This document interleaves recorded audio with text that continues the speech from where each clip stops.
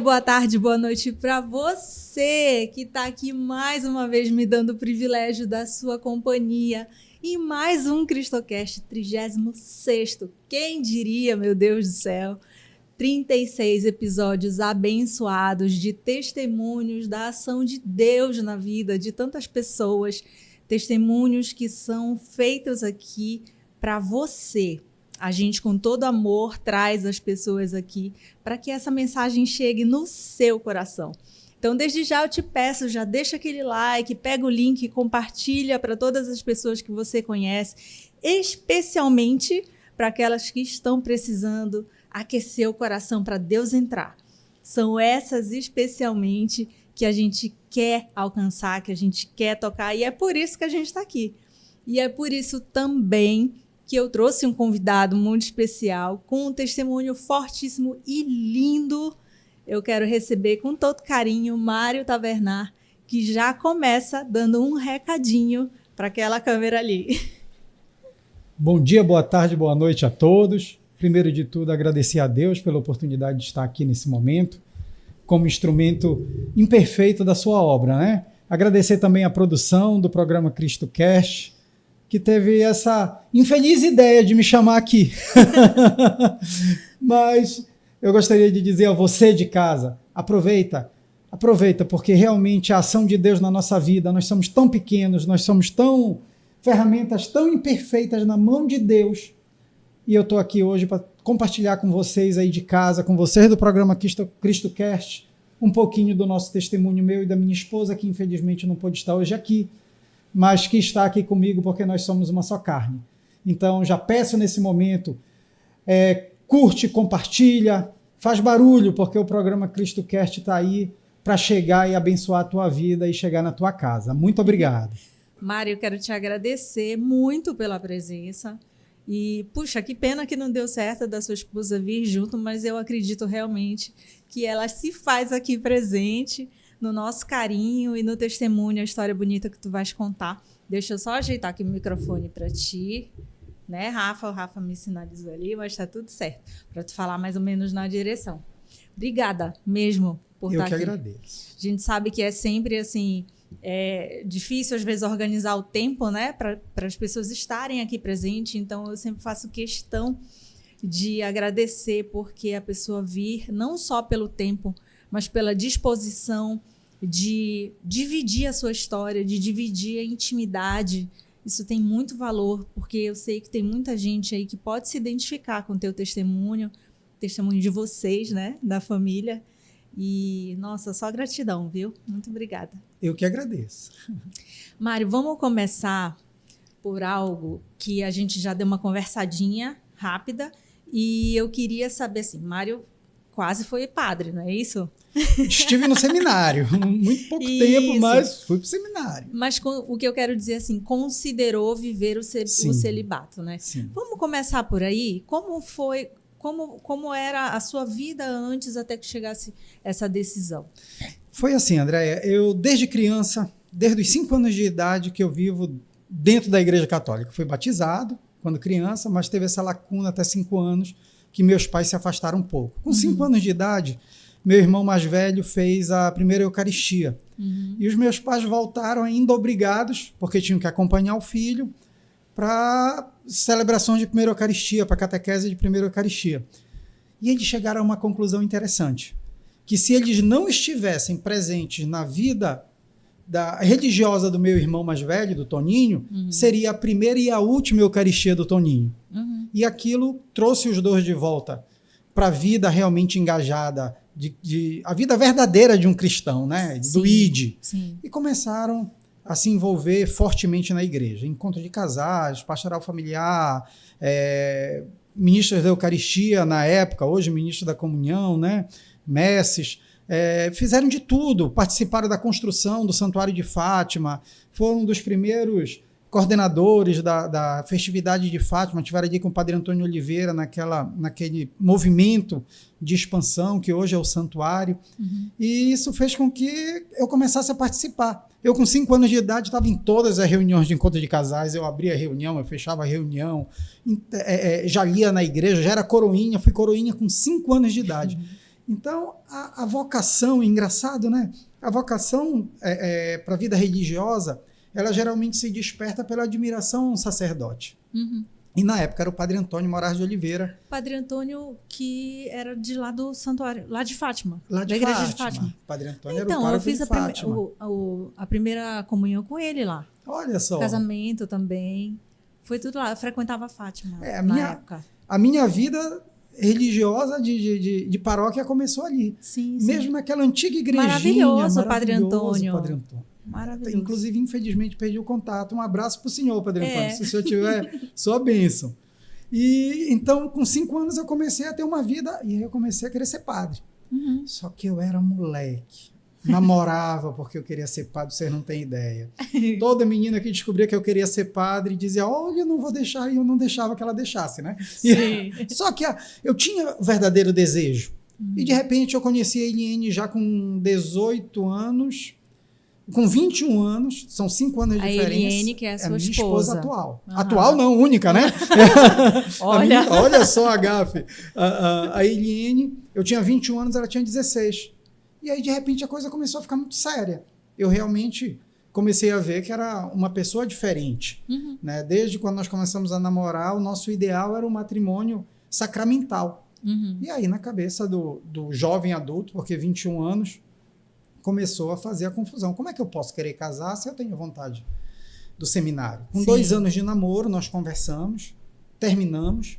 Eu fui para o seminário fazer meu discernimento vocacional. Importantíssimo, não é?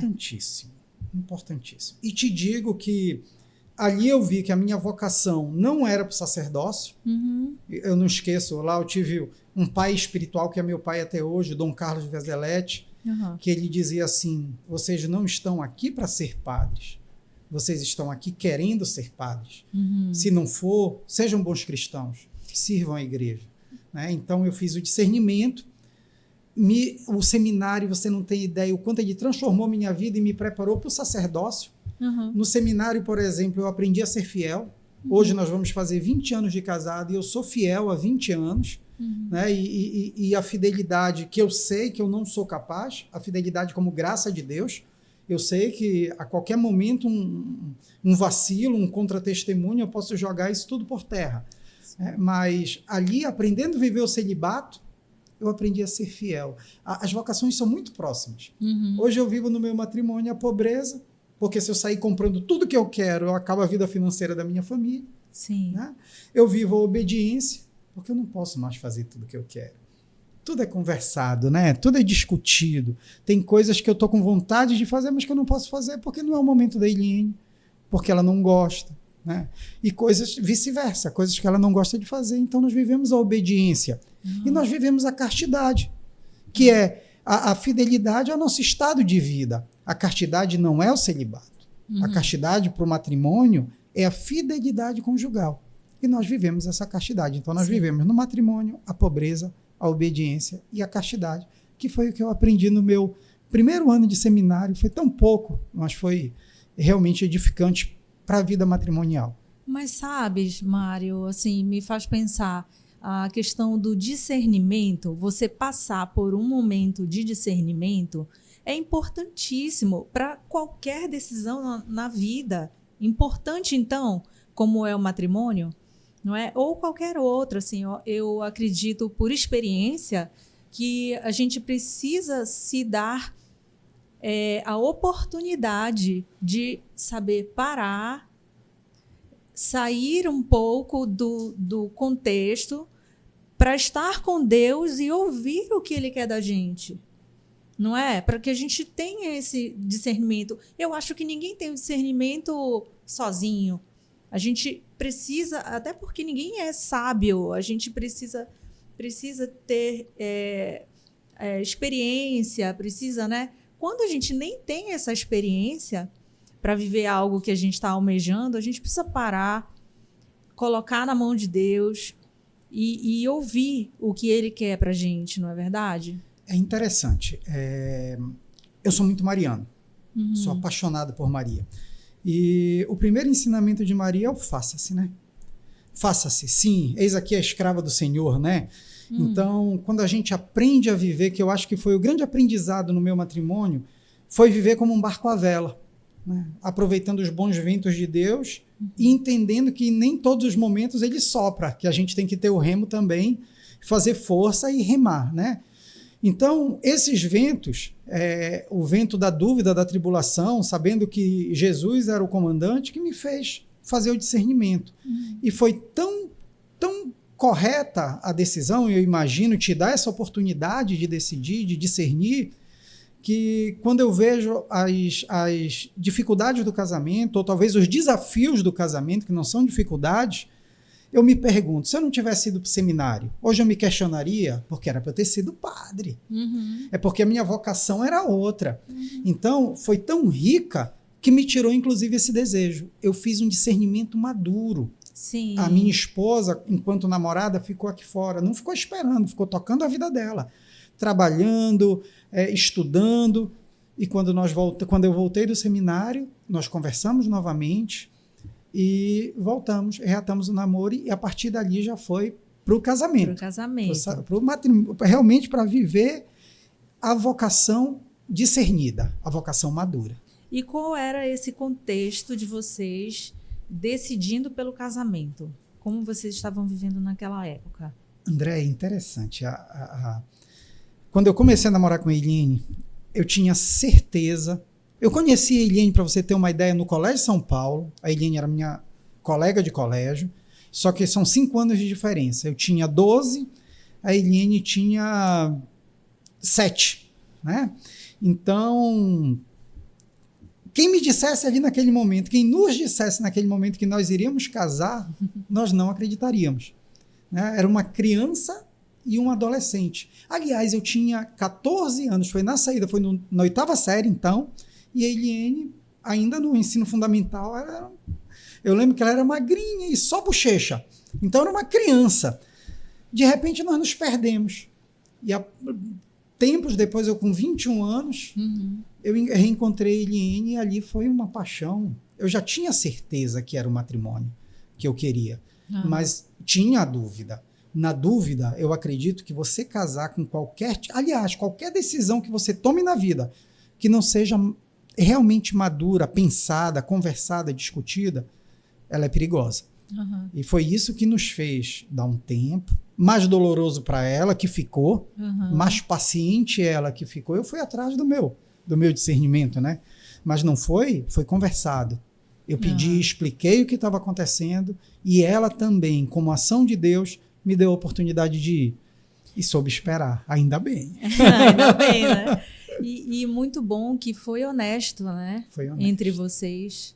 Muito honesto. Acho que isso foi o essencial, né? De que diante das suas dúvidas você soube ser honesto para buscar esse discernimento, né? E deixando ela à vontade para compreender ou não, né? Assim, para tomar as decisões dela também diante da sua escolha, né? Mas que foi honesto. Sim, eu lembro que a minha cunhada me perguntava assim, e se ela casar? Ela tem que tocar a sua vida, ela tem que... A irmã Madalena do Colégio São Paulo, que é a nossa mãe, né? Quando eu fui para o seminário, eu entreguei ele e disse, irmã, eu estou indo para o seminário, cuide dela, porque eu sei que ela vai sofrer. A gente se amava já verdadeiramente. Eu sei que ela vai sofrer. E a irmã Madalena guardou ela para mim ali, tomou conta como mãe, mas ela me falou assim, e se ela quiser ser freira, meu filho? Se ela não vai.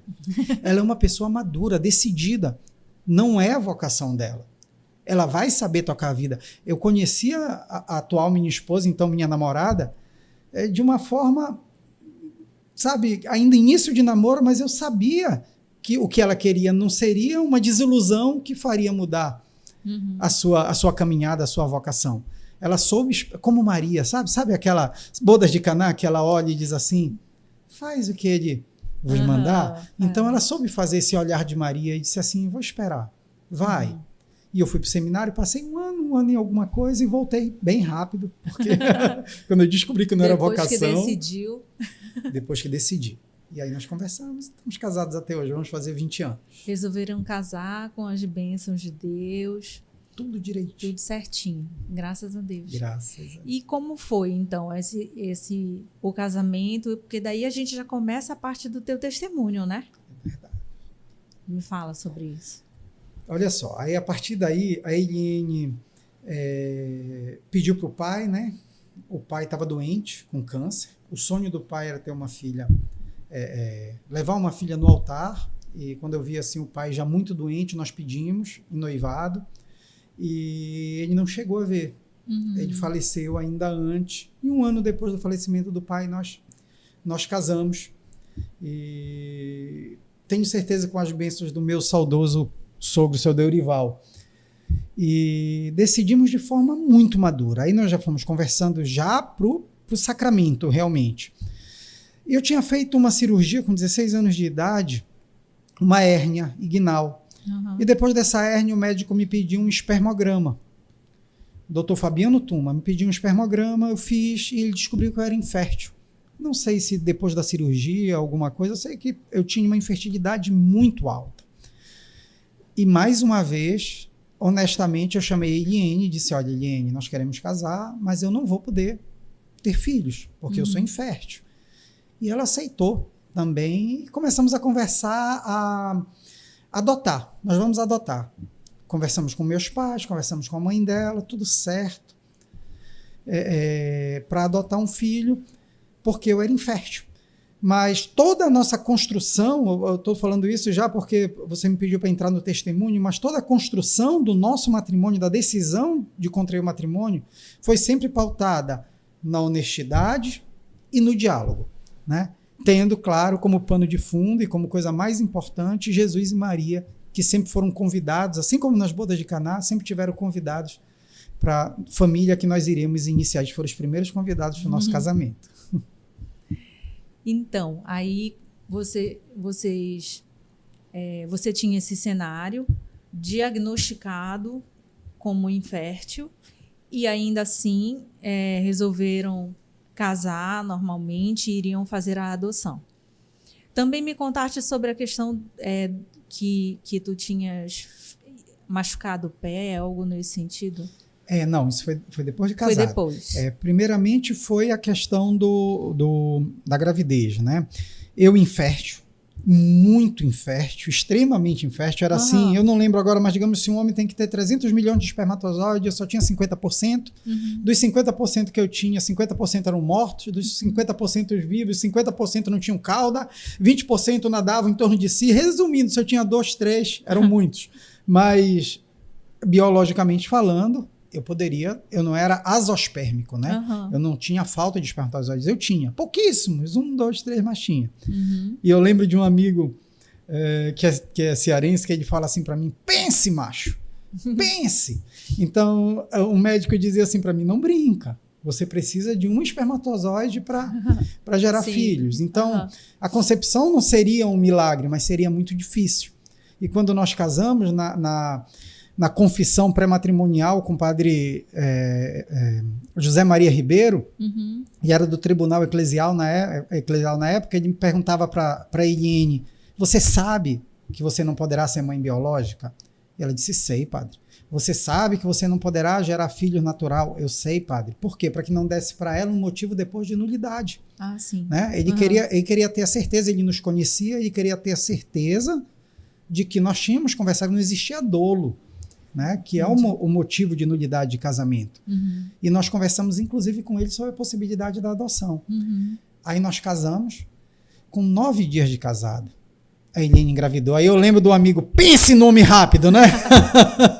9 dias de casado, a Eliane começa a enjoar, quer dizer, logo depois, e o meu irmão diz assim, tu és o infértil mais fértil que eu conheço. Pois e aí, um milagre, né? Primeiro milagre. Olha como Deus é maravilhoso, como ele transforma a vida, como a vontade de Deus é imperiosa e predominante, né? E nós vimos a ação de Deus logo, recém-casados. Sim. E foi engraçado que o Papa João Paulo II tinha ido no México e feito uma homilia toda contra o aborto. E nós que queríamos ter filhos, dizíamos assim, como é que pode? Tem gente que quer e não pode, e tem gente que pode e aborta. Então, você professar a fé, ela realmente é muito fácil. Mas você vivenciar, dar testemunho realmente de fé, ela realmente te exige muito mais, e nós podemos ver isso logo no início do casamento. Sim. Porque com um mês, eu acho, de gestação, 1,5 mês, a Eliane fez o primeiro ultrassom, e a ultrassonografista descobriu que ela tinha um descolamento de placenta muito grande. Estava com quase 90% de descolamento, então ela teria 10% de chance de segurar a criança. Uhum. Mandou ela para casa, pediu para que ela ficasse 15 dias de pernas pro ar. Nossa, imagino, primeiro uma gravidez improvável, e aí quando veio a felicidade, né? E logo em seguida uma preocupação desse tamanho. É incrível, é isso que eu te digo. Aí você começa a testemunhar o exercício da fé. Né? E a Eliane ficou de pernas pro ar, tomou a medicação. 15 dias depois ela voltou para fazer o segundo ultrassom. A médica já recebeu ela assim: tomaste chá de Super Bonder, colou. Milagre, né? Mais uma vez, segundo milagre. Eu lembro que a minha mãe estava do nosso lado no ultrassom, nos acompanhando, mas de repente ela olhou e disse assim: peraí, essa criança tem um rubencéfalo muito grande. Então, ou ela nascerá anencéfala, ou ela terá uma má formação no sistema nervoso central. Um ou outro ela viverá em torno de 6 horas, se chegar a nascer. Nossa. Aí foi o peso, né? Nós saímos do ultrassom, a Eliane chorando muito, minha mãe chorando muito. Aí ela pediu para que ficasse com o laudo, porque ela discutiria com outros médicos. E a Eliane foi para casa com a minha mãe, e eu fui conversar com a médica ginecologista que nos acompanhava. E foi assim, eu não vou te dizer terrível, porque para quem tem fé nunca é terrível, né? Você sabe que Jesus está no comando. Uhum. Mas foi muito difícil.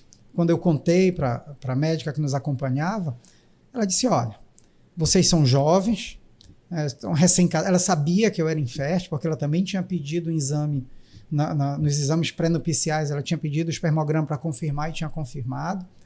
E ela disse assim: eu, como médica, acho que vocês devem abortar. Isso para mim, a Eliane estava em casa com a minha mãe. Vocês devem abortar. E eu disse: não, doutora, não aborta. E começou aquela aborta, não aborta. E ela olhou para mim e disse assim: isso é questão religiosa. E eu disse: mas é questão religiosa, doutora. A minha fé, tirei até a brincadeira com ela, a minha religião não permite. Então eu não vou abortar. Não sabia que era Giovana na época, né? Não vou abortar. E ela virou para mim e disse: você não tem esse direito. Olha só, você não vai carregar uma criança morta por 9 meses, não é você que vai ter estria, não é você que vai ter enjoo. Então eu acho que você deve conversar com ele. Você não tem esse direito de decidir sozinho. E eu lembro que eu falei para ela: aceito o seu questionamento. Então vamos fazer assim, eu vou para casa e converso com a Eliane. A decisão dela eu respeito.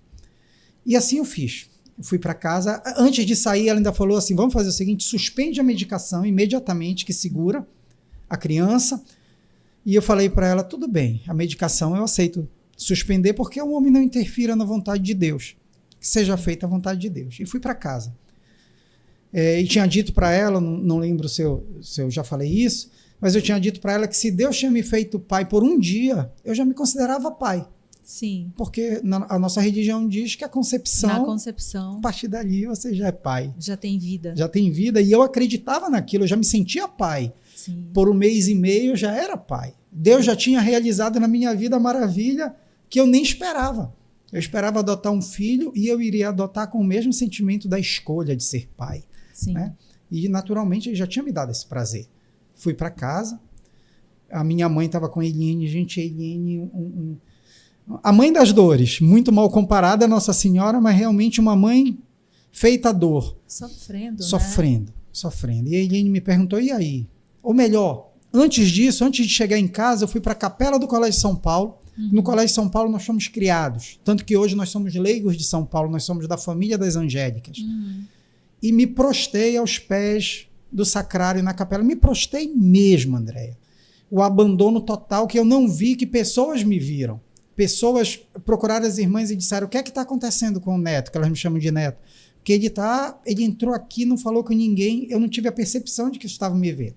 E me prostei naquela capela como Santo Antônio Maria Zacaria, que é o fundador da congregação, diz, aos pés do crucificado, vivo e ressuscitado no sacramento da Eucaristia, eu me prostrei e, como Maria, me abandonei às mãos do Pai. E disse, Senhor, tu já me fizeste Pai, eu já te agradeço, mas que seja feita a tua vontade.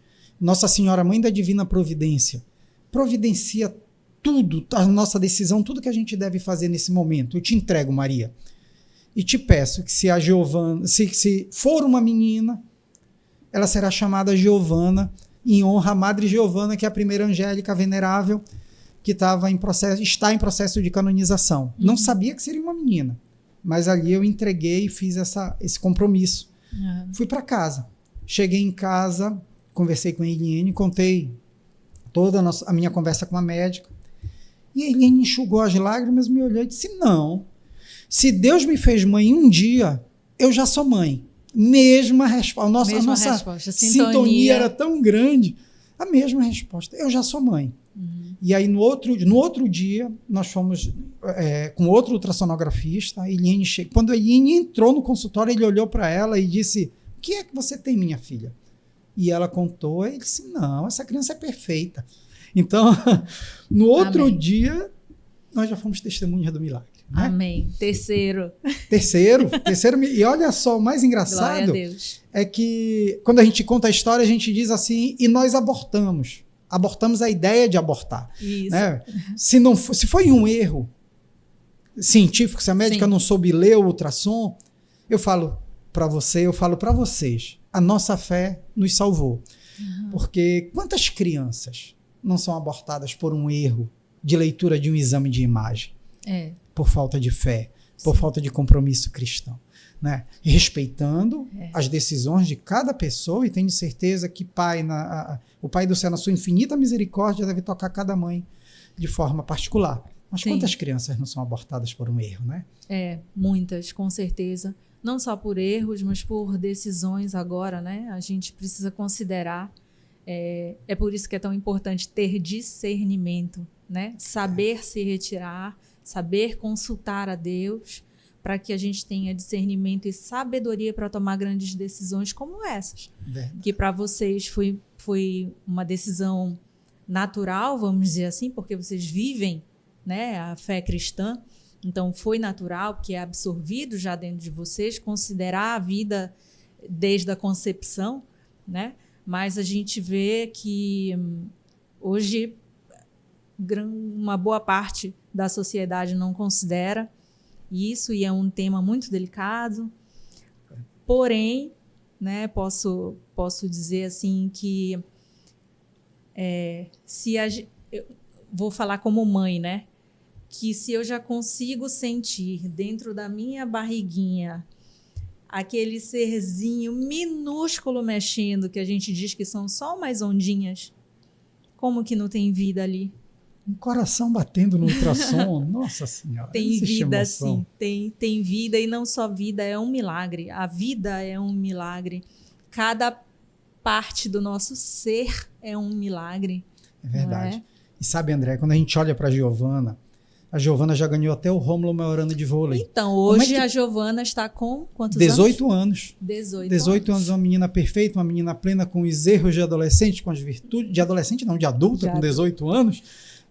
Virtudes e defeitos, como qualquer jovem, mas que tem a marca, eu digo para ela, o seu compromisso é mais forte e maior que de muitas crianças. Você não é diferente, você não é melhor nem pior que ninguém, mas você tem a marca de Deus lá no início de tudo, sabe? Viver a fé, experienciar a fé, dar testemunho da fé, realmente é preciso ter fé. Nós nascemos dentro dessa congregação religiosa, que é das Angélicas de São Paulo, dos Padres Barnabitas e dos Leigos, fundadas por Santo Antônio Maria Zacaria, e tem duas coisas que mexem muito comigo, você até tocou. Uma é uma frase que ele diz assim, para nós, amar é coisa natural. Então, naturalmente, nós já amávamos a Giovana, mas nós não sabíamos, né? Aquele bebê, aquele embrião que estava sendo gestado ali, aquela vida que já fazia da gente paz, já fazia da gente pessoas diferentes e agraciados por Deus. Então, nós já amávamos, porque amar é coisa natural. Outra é corramos como loucos, não só para Deus, mas para o próximo. Como eu posso dar testemunho de fé, não entendendo que aquela vida é o meu próximo mais próximo? Hoje vem o João Paulo, 8 anos depois, 8 anos tentando. Eu tenho o segundo filho, o João Paulo. Então, gente, eu não peço, que aí entra na outra pergunta. Já perdi a conta de quantos milagres foram. Olha, 4 já? Uma vez conversando com um padre, que era o que eu ia te falar agora da dor. Hoje eu sou paciente de dor crônica. Eu tenho síndrome de dor distrófico simpático reflexo. É uma síndrome neural que me causa dor. Então, eu digo até brincando que é a doença do mentiroso. Tem dias que você me olha e eu estou super bem. Tem dias que você me olha e eu estou completamente limitado. Do humor que a dor te causa, né, a irritação, até realmente movimentos, andar, sair da cama é muito difícil. A dor, você conviver com dor exige de você fé. O que é, como ela se processa? É muscular? É uma dor, vem da planta do pé até o joelho. A dor é muito localizada, porque a grosso modo a doença é assim, é como se o cérebro estivesse eliminando algo que lhe prejudica. No meu caso é o pé. Me disseste até que tu usas um aparelho. Eu uso um eletroneuroestimulador, o que os médicos definem como alta tecnologia ao serviço do homem. Ajuda a controlar o nível de dor, é isso? Ele fica dando um choquinho na perna, ele está ligado na coluna, um eletrodo com 32, uma placa com 32 eletrodos ligados na coluna, que ficam dando estímulos no local para diminuir o processo da dor. Ele me fez largar a muleta 90%, porque hoje eu só uso muleta nas crises, diminuiu o espaçamento das crises, mas não devolveu a qualidade de vida. Se eu te disser, digamos, hoje eu não consigo jogar uma bola com meu filho, eu não consigo correr de bicicleta com meu filho, tem coisas assim, tem dias que eu não consigo levantar da cama, eu não consigo ter momentos digamos, eu não consigo ter rotina. Se eu marcar com você, eu vou tal dia, tal hora, a chance de eu falhar é grande. Porque eu posso, naquele dia, naquela hora, estar em crise. Então, a minha mãe diz assim para mim, dobra teu joelho e pede para Deus a cura. Gente, eu não tenho coragem. Deus me deu 2 filhos, um homem fértil. Me deu o João Paulo, que é meu amigo, um parceiro, uma criança, sabe, especial. Meu filho é apaixonante. Me deu a minha filha, que é um milagre. Sabe, ele fez... Eu e a Eliane, nós somos um vaso que ele jogou a semente e deu frutos. Então, me deu uma esposa, eu não mereço tanto, eu digo para vocês. E é engraçado, quando a Eliane teve o João Paulo, que ela voltou para o Colégio São Paulo 6 meses depois da licença, ela é funcionária do Colégio São Paulo, e eu encontrava com a Eliane no corredor, a Eliane pegava nos peitos e dizia assim, o João Paulo está com fome. Aí eu dizia, como tu sabes, meus peitos estão vazando, né?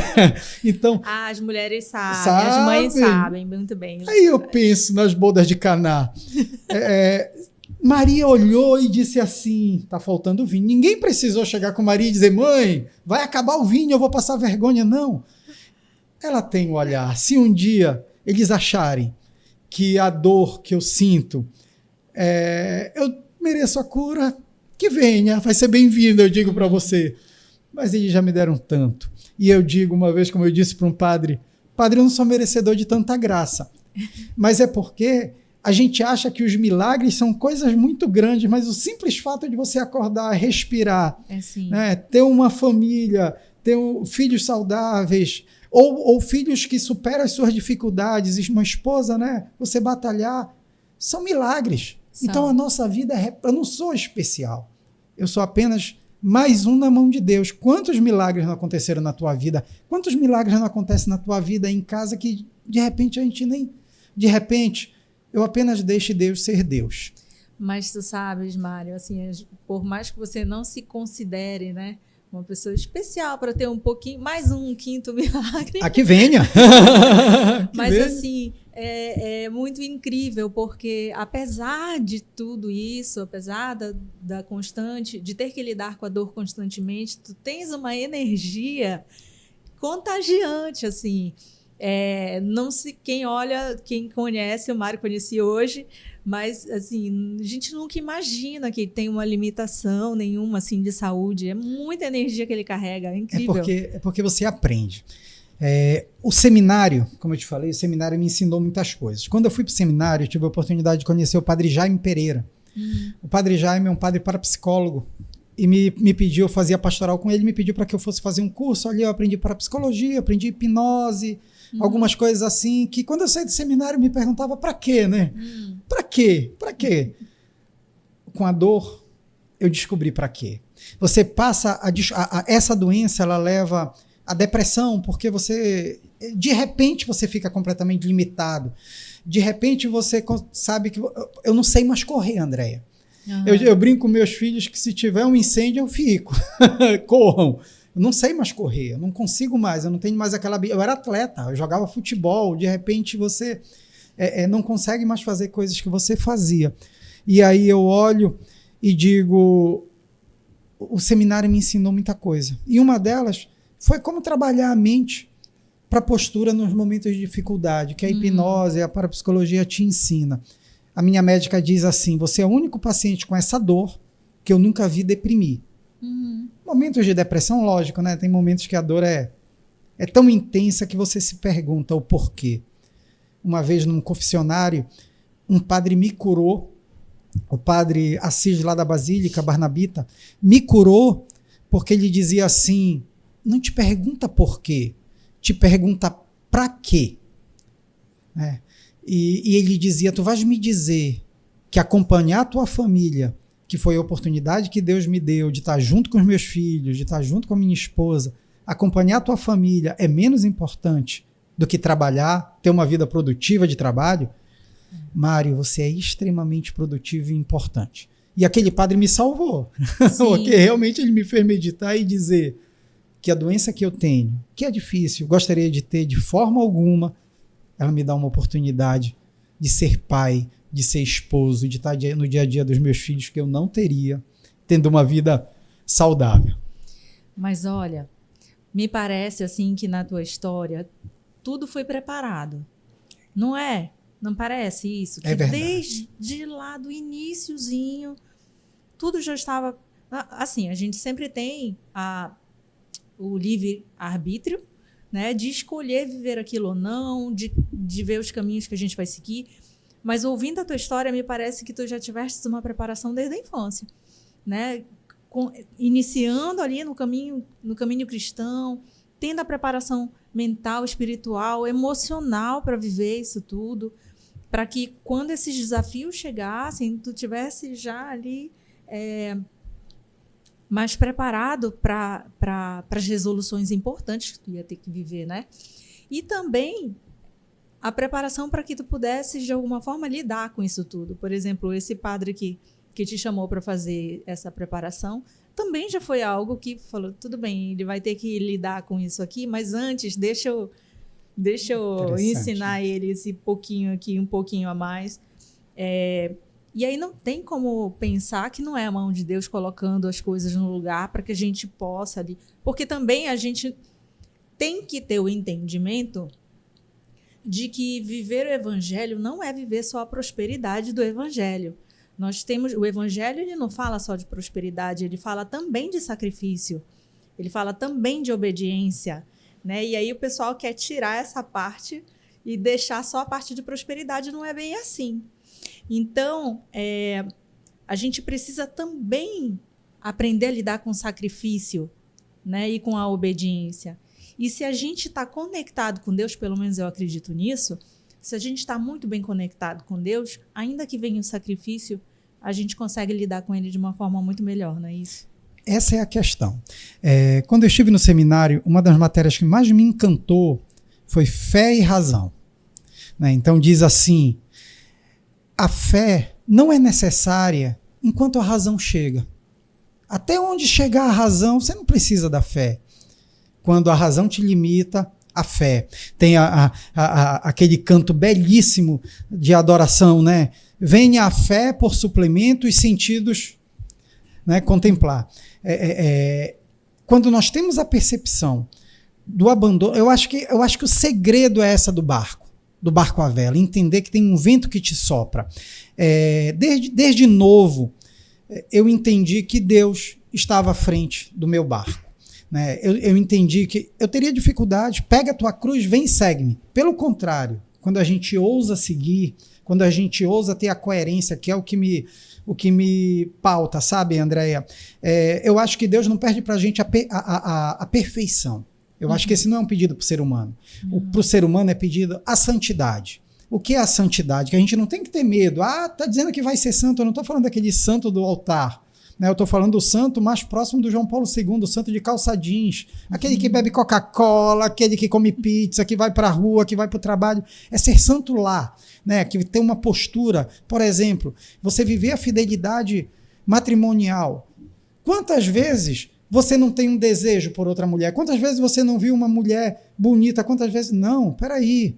Eu tenho um compromisso de vida. Não é que os desejos, não é que a vontade de pecar suma da tua vida. É a luta contra o pecado que te faz ter uma coerência de vida. Então, quando você decide realmente, quando eu ouso, por exemplo, dar uma palestra falando em fidelidade conjugal, eu passo a perder o direito de errar. Porque se eu errar, vai ser um estrago, um contra-testemunho muito grande. Então, eu acho que quando você luta pela coerência das coisas que você decide viver, das coisas que você decide crer e com que você é, porque, como eu brinquei ainda agora, vocês tiveram a infeliz ideia de me chamar. Por quê? Porque eu sou tão pequeno, tão imperfeito, humano demais, como diz a música, né? Humano demais. Você ousar lutar contra os pecados do dia a dia, contra as dificuldades do dia a dia, contra a corrupção que assola o país, contra a traição que hoje é tão banalizado, né? Contra, sei lá, uma violência doméstica, o homem se achar o dono da mulher, você lutar contra essas coisas que te faz ter uma vida com coerência cristã. Né? Você realmente ousa dizer, eu quero e posso ser santo. Nós fazemos parte de um movimento chamado Equipe de Nossa Senhora, que diz buscar a santidade nem mais nem menos.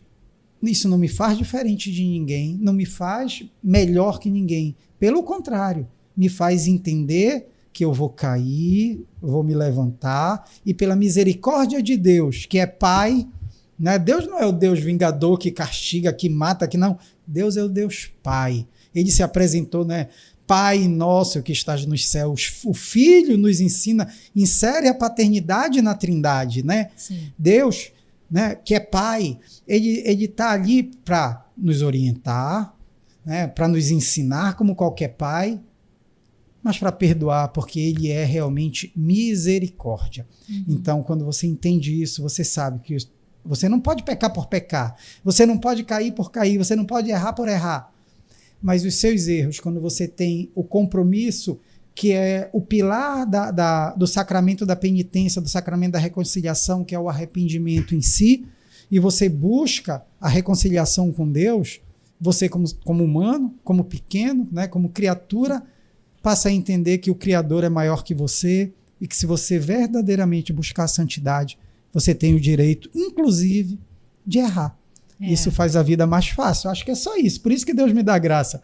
Porque eu entendo que eu sou tão pequeno, que eu sou capaz de errar, mas que Deus me dê a graça de que todas as vezes que eu erre, eu tenha a consciência e o amor por Ele, a confiança nele de pedir perdão e me arrepender verdadeiramente. Mas sabes, Mário, eu vejo que essa compreensão de quem nós realmente somos, ela precisa ser mais buscada. Pelo seguinte, inclusive aqui, quando a gente propôs fazer o CristoCast, era trazer as pessoas improváveis. Eu não queria trazer pessoas famosas. Eu queria trazer pessoas comuns, que têm testemunhos da ação de Deus nas pequenas, nas grandes coisas, mas que que buscam viver realmente a vida cristã, sabe? Porque tem uma coisa, tem a pessoa que acredita em Deus e tem a pessoa que tenta viver o que Jesus ensinou. Essa é uma grande diferença. Isso causa uma distância muito grande, né, entre pessoas, entre famílias. Assim. O desafio da gente buscar, como você fala, a santidade, antes de eu me aprofundar, eu achava uma coisa tão distante que eu nem buscava. Então, tá, eu tenho que ser uma pessoa legal e tá tudo bem. Mas não, quando você começa a buscar essa compreensão de quem nós somos como filhos de Deus, o compromisso que nós temos, não só com Ele, mas com Jesus Cristo que morreu por nós, né? Quando a gente tem essa compreensão, a gente vê que a gente faz tão pouco. Verdade.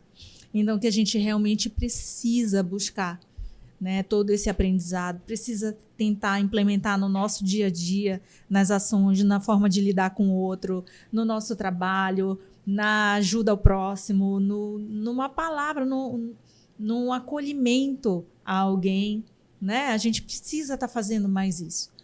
Daí eu preciso te perguntar, diante disso tudo, por que é que vale a pena crer? Porque Deus é bom sempre. Deus é bom sempre. Essa é uma afirmação bíblica que me faz, por experienciar, não de forma empírica, mas pela experiência diária de merecimento e recebimento, que crer é maravilhoso. Eu posso dizer, e repito, já disse e repito, que na minha vida a fé nos salvou. A fé nos fez ter a primeira filha, a fé nos fez ter o segundo filho, que é o nosso tesouro. Gente, posso perder casa, carro, tudo, tendo meus filhos, tendo minha esposa, tendo a nossa família, que na nossa casa é realmente um lar de amor, um lar cristão, com defeitos, viu? Com erros, eu erro, eu brigo, eu sou pai que briga, eu sou pai que erra, pai que se aborrece, como qualquer pessoa, mas que tem ali um pilar, realmente. Eu acho que o grande problema da sociedade hoje é que ela está perdendo seus pilares, né? Ela está perdendo seus valores. E eu acredito que o valor cristão, o valor do evangelho, a riqueza do evangelho, que é nada mais, nada menos do que amar a Deus sobre todas as coisas e ao próximo como a si mesmo, como o próprio mestre ensinou, nos faz ter a certeza de que ter fé é um instrumento especial que te faz ver tudo aquilo que você realmente não consegue, pela sua razão, chegar e tocar. Então, a fé é a livre adesão a Deus. Você crê porque quer. Né? Você não crê porque é obrigado. Você crê porque você encontra elementos que te fazem entender que você sozinho realmente não é nada. Que existe por trás de ti uma força especial, que chamem do que quiserem, mas que nós, cristãos, católicos, chamamos de Deus. E que me faz pensar que, sabe, se alguém não crê verdadeiramente em Deus, porque eu duvido, porque eu acredito que você sempre crê em alguma coisa, esse vazio que pode te deixar na falta da crença, na falta da fé, te faz ter crendices, né? Te faz ter acreditar sempre em algo que te leve a buscar o sagrado. Então, ter fé, acreditar verdadeiramente num Deus criador primeiro, gerador primeiro de todas as coisas, né? É ter a certeza de que a tua limitação te faz divino pela vinda do seu Filho, que se fez consubstancial a nós. Ele que era consubstancial ao Pai, ou seja, tinha a mesma substância do Pai, veio para o mundo, né, encarnou o Verbo que se fez carne através da Virgem Maria e se fez consubstancial a nós. Ou seja, transformou a minha pequenez, transformou a minha humanidade num ato de amor. Né? Nos levou próximo ao divino. Então eu acho que nós temos direito e devemos ter sempre fé. Olha, eu acredito muito, e eu acho que compartilhas desse mesmo pensamento, nós cristãos temos Jesus como a nossa pedra angular, né?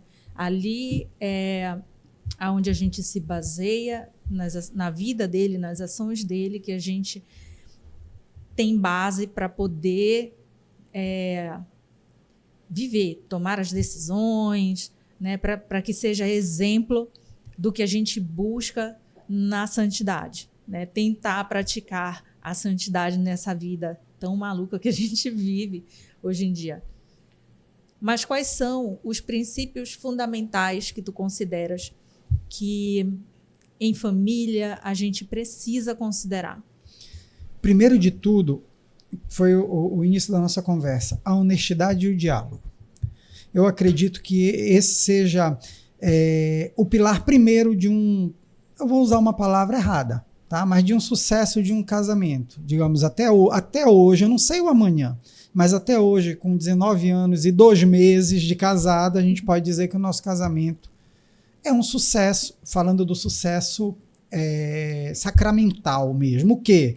Nós somos um casal que brigamos, como qualquer casal, mas um casal que se ama, que discute, que conversa, que se respeita, acima de tudo se respeita. Então eu acredito que o pilar da vida cristã deve ser a honestidade e o diálogo sempre. E terceiro, as buscas que você faz, que aí é o segredo. Você falou ainda agora que sempre na minha vida teve gente que foi preparando o caminho. Por quê? Porque, por exemplo, quantas pessoas que com dor crônica buscaram solução na bebida, na droga, né? Em qualquer outra coisa errada. Eu busquei na fé. Então, tudo está onde você busca.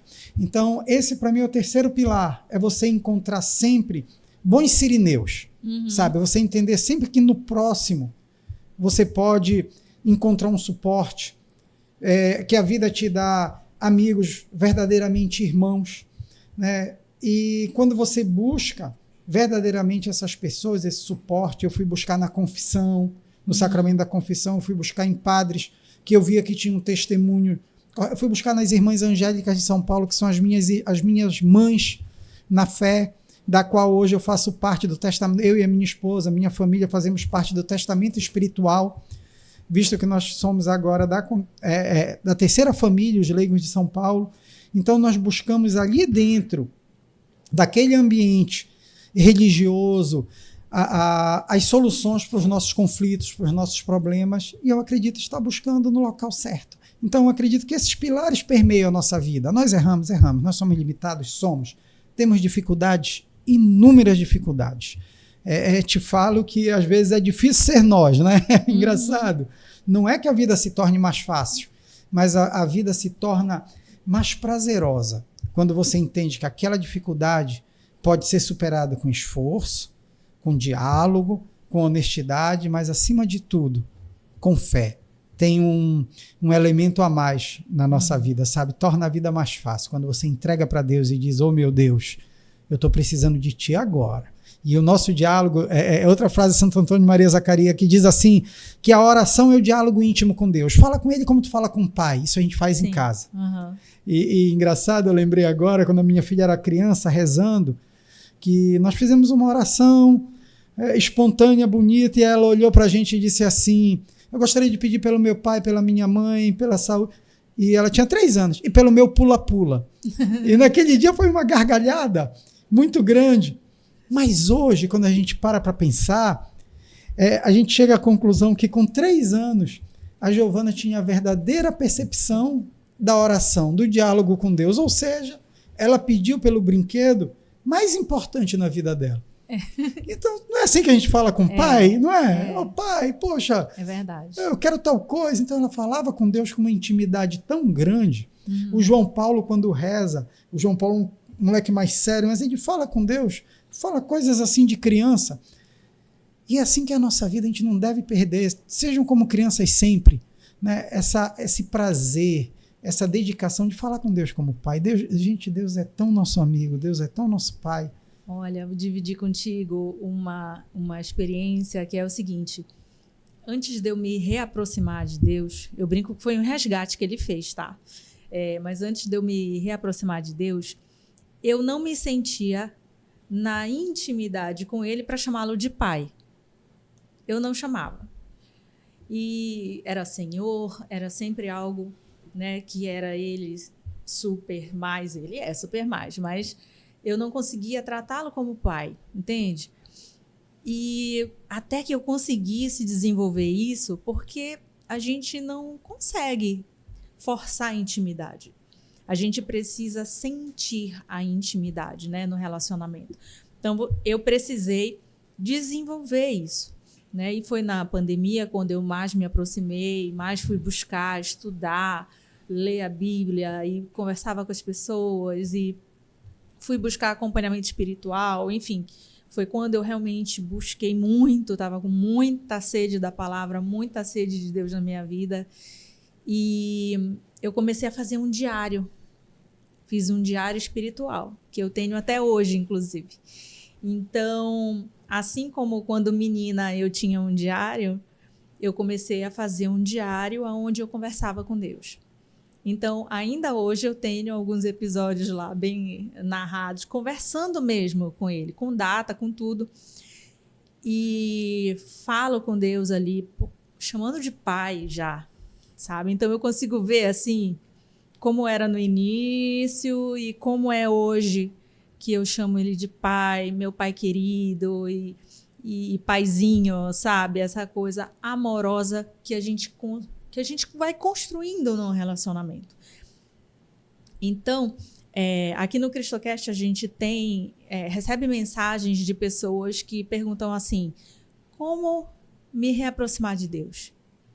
Né? E eu tento explicar isso, que é algo que precisa de dedicação, né? E de amor especialmente, de você deixar o seu coração quebrantar assim, para Deus entrar. E a partir dali, sim, você vai devagarzinho construindo esse relacionamento com ele, né? E é uma experiência que, inclusive, eu recomendo, tá, gente? Façam um diário espiritual, escrevam, conversem com Deus ali e devagar você vai vendo essa forma simples de conversar, né? Para a gente começar a encerrar, o que tu recomendarias para uma pessoa que está distante de Deus e precisa ali, reaquecer o coração? Se reconhecer filho. Filiação verdadeira, sabe? Eu sou um pai que brinca demais, que briga também, que é pai, mas é engraçado. Meus filhos são muito meus amigos, mas se eles derem uma topada, eles correm com a mãe. É mãe. Então, quando você reconhece em Deus esse amor materno, que Maria é a face, né? O que tem de mais belo da nossa religião não é que Maria é mais que Deus, pelo contrário, ela sempre se colocou menor, e ela é menor, né? Mas quando a gente tem a face da mãe, a mãe é mais fácil, a mãe é mais amorosa. Então, quando a gente vê Deus como mãe, essa paternidade divina se torna mais fácil. Veja Deus como mãe, como pai, sabe? Abre a tua vida devagarzinho, sem compromisso, sem cobranças. Fala. Não tem uma oração bela para fazer? Diz aí, Senhor, eu estou aqui, não te esquece de mim, eu não esqueci de ti. Santo Antônio Maria Zacarias, eu sou zacariano, então eu vou repetir isso várias vezes. Santo Antônio Maria Zacarias diz assim, durante o dia a dia, não tem como parar para rezar, não tem como parar as atividades do dia a dia. Eleva a mente várias vezes a Deus, está na atividade do dia a dia, diz, opa, Senhor, eu estou aqui, não esquece de mim, sabe? Trata Deus, abre a tua vida. A gente faz uma experiência em casa, que é, mais uma vez, a experiência das bodas de Caná. Todos os dias que a gente acorda, a gente faz a oração familiar e com o sinal da cruz, em nome do Pai, do Filho e do Espírito Santo, nós abrimos o nosso dia para que Jesus e Maria sejam convidados, como foram lá da boda de Caná, para que ele nunca deixe faltar o melhor vinho na nossa vida. Faz isso, faz um convite. Porque quando você abre os caminhos para Deus, ele faz questão de estreitar a intimidade. Isso. Ele estreita a intimidade, você só abre as portas. Ele não te abandona, ele não está longe de ti, por mais que você esteja longe dele. Só abre as portas e deixa ele chegar. É como a gente fala, né? É só dizer, eis-me aqui. Eis-me aqui. Faça-se. Para encerrar de verdade, eu preciso te provocar e perguntar não, é uma provocação que a gente faz aqui toda vez, que é, Deus existe e eu posso provar. Que tu me fales sobre isso. Eu tô aqui. Eu tô vivo, Deus existe e eu posso provar.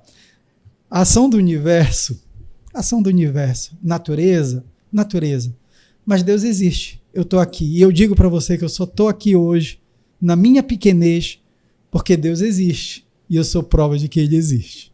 Amém. Amém. Mário, muito obrigada, viu? Me dá a mão Que aqui. é isso, eu que agradeço. Aqui a gente agradece assim, segurando na mão, passando essa energia positiva. Muita gratidão pela tua presença aqui, dividindo a intimidade, teu testemunho, a vida da tua família. Dê um abraço nos seus filhos, na sua esposa, viu?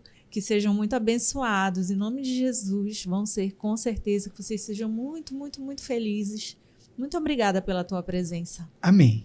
Eu gostaria de agradecer a vocês e aproveitar agradecer ao público e fazer um pedido especial. Não deixe de rezar por mim, não deixe de rezar pela minha família, porque sem a força da oração e o poder de Deus, realmente nós não somos nada. Muito obrigado, Andréia. Imagina, muito obrigada. E você que ficou até agora acompanhando a gente em mais esse episódio, eu quero te agradecer. Que bom que você está aí. Eu tenho certeza que daqui desse testemunho forte, lindo, saiu uma mensagem que tocou no teu coração. Eu estou muito feliz de ter um convidado aqui que possa proporcionar esse momento para você. Então, assim, como ele disse, a força da oração é indescritível. O que você precisa fazer é se colocar à disposição. Então, você já sabe, a gente aqui sempre está falando, fecha os teus olhos, abre o teu coração e diz, Senhor, eis-me aqui. É só isso que você precisa. Mas nesse momento, agora, você precisa fazer uma coisa. Deixa um like, faz um comentário da parte que você mais gostou e manda esse episódio para as pessoas que você sabe que estão precisando da mensagem de Deus no coração delas também. E você sabe que, como sempre, eu e você nos vemos no próximo CristoCast.